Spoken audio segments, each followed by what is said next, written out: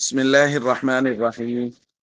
عن أبي سعيد رضي الله تعالى عنه قال قال رسول الله صلى الله تعالى عليه وسلم: التاجر الصدوق الأمين مع النبيين والصديقين والشهداء. رواہ الترمذی۔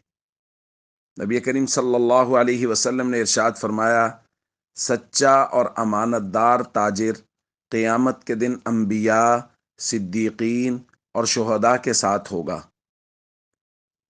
دوستو،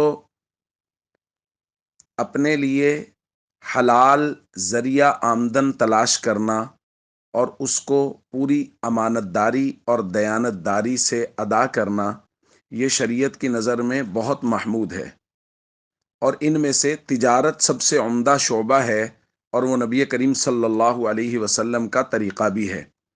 اس لیے فرمایا گیا ہے کہ وہ تاجر جو سچ بولتا ہے، امانت داری سے کام لیتا ہے، قیامت کے دن وہ انبیاء، صدیقین اور شہداء کے ساتھ ہوگا۔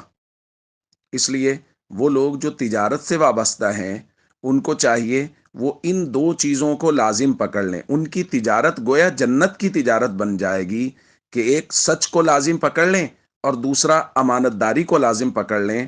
دکان پر بیٹھا ہوا شخص اگر سچائی اور امانت داری کے ساتھ تجارت کر رہا ہے تو گویا یہ جنت کی تجارت کر رہا ہے، اور قیامت کے دن اس کو انبیاء، صدیقین، شہداء کا ساتھ اور پڑوس نصیب ہوگا۔ السلام علیکم ورحمۃ اللہ وبرکاتہ۔